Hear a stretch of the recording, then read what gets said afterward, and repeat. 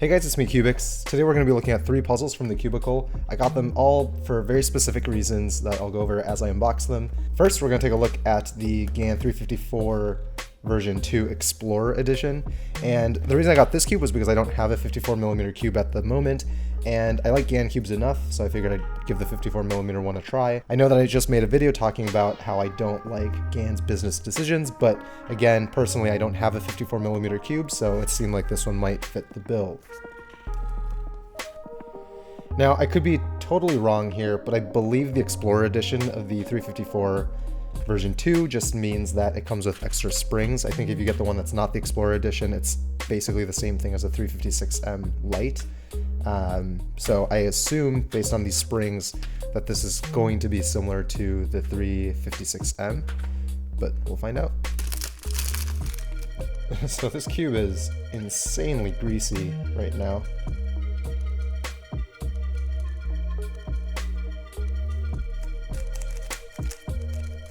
Oh god, this is awful.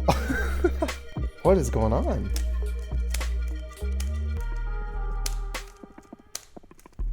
You guys see this, right? What is that catching? There's something very weird going on.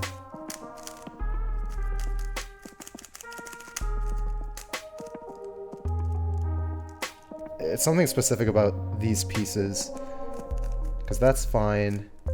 This is not. So it's this piece, I think, it's catching. I'm not really sure what the problem is with the catching, but the cube is effectively a 54mm version of the 356M.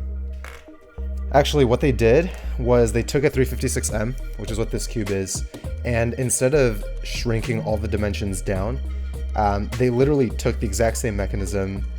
I believe it's the same core as well, and they just chopped off the sides of the cube. So what we end up having is an edge piece from the 356M and a corner piece from the 354 V2 Explorer edition.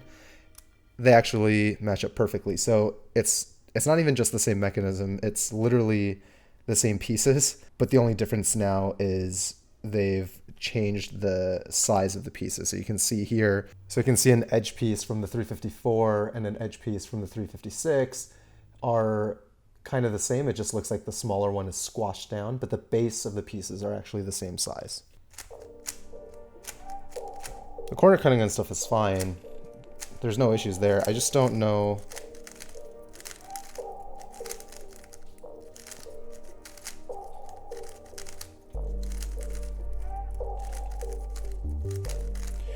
Yeah, I just don't know what that weird catching issue is about. I think it's gone now. Yeah, it's super bizarre. Alright, next we have the Maru CM3. And for those of you who are new to the channel, new to cubing, you might not know this, but I believe the last cube produced by Maru was the CX3, and that cube was designed by yours truly. Yeah, so just a quick history lesson. I actually used to be really into cube design, and in 2013 or 2012, I actually made a cube. It was called the Maru CX3, and it was the first cube that came out with an interlocking mechanism between the edges, corners, and centerpiece, and there's still remnants of that today. In fact, I believe the GAN Smart Cube, the 356i, has a very similar mechanism, so we'll take a look at that in a little bit.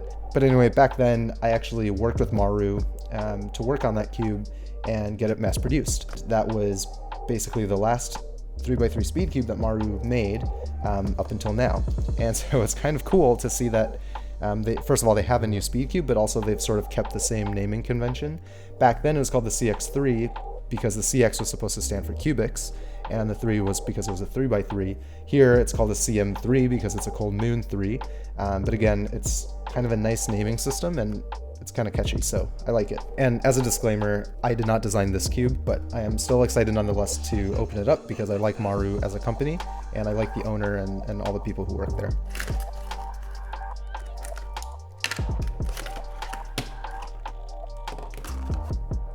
So this is standard Maru lube. It's really nice, but you do have to reapply it kind of often. It just makes your cube really fast. And then I think this is this new Maru stuff called Luby. Apparently it lasts longer than Maru lube. I don't know if I'm going to use it at all because I kind of like the cubicle stuff, but it does come with it. And then we have the cube itself. It doesn't come with a tensioning tool, doesn't come with extra magnets or anything like that. It's just the cube. I will say right away, holding it, it feels quite heavy. I think it's because I'm just really used to GAN cubes at this point, but yeah, this feels quite substantial. In terms of the outer mech, it actually does look a lot like a GAN cube. You can see that there's this nice chamfered centerpiece, and then you have sharp corners. Okay, so it is magnetic.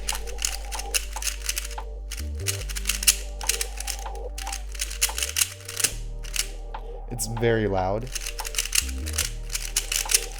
So the pieces are kind of interesting. They look a little bit like the opposite of a CYUBx. So with the CYUBx, the sides of the edge piece actually end up indenting inward. Here on the CM3, they actually extend outward.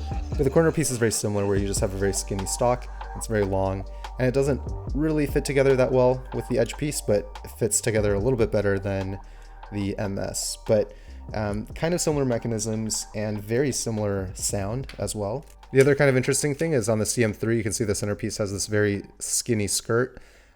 I don't know that it really does that much, but maybe it provides some stability. And from the looks of it, it's just a standard screw spring mechanism, which is perfectly fine by me.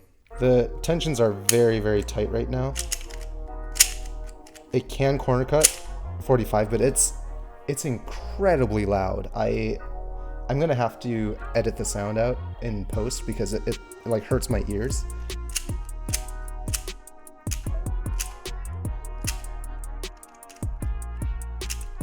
The performance is pretty good, but it's incredibly loud, and it's also very heavy, so I'll mess around with it, see what I can do. Maybe some lube will actually make the cube a little bit quieter.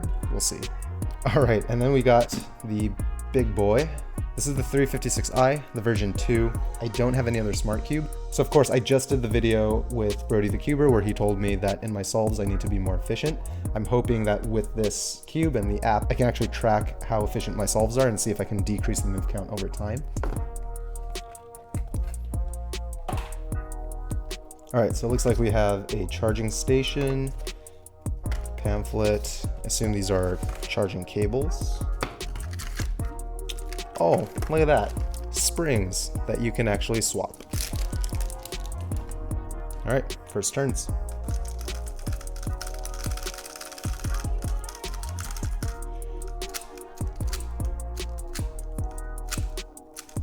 It's good corner cutting.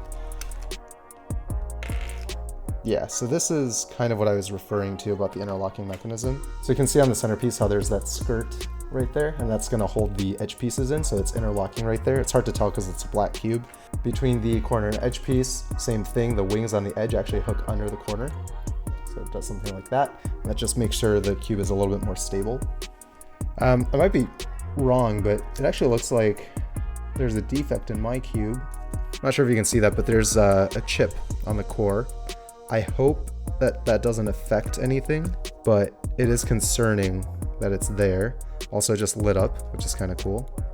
I assume the springs that come with the cube don't actually go in the centerpiece. I assume that there's some sort of spring mechanism inside the ball core, kind of similar to how the Rubik Speed Cube used to be a really, really long time ago. I assume it's a similar mechanism. I could be wrong. Well, the app's not working right now for whatever reason, but these are our 3 new cubes. The GAN 354 version 2 Explorer Edition Maru CM3 and the GAN 356i version 2. I'll probably do a review at least on the CM3, and I'm definitely going to be using the Smart Cube for a bunch of videos. I don't know if I'll make a specific review of the 354. If I find something kind of interesting or weird about it, maybe. But with that, if you guys have any questions or any video ideas or anything that you want to say, please do leave them in the comments below. Thanks to everyone who has subscribed recently. It's been crazy coming back to YouTube, to such a welcoming community. I really appreciate it. But yeah, until next time, toodles.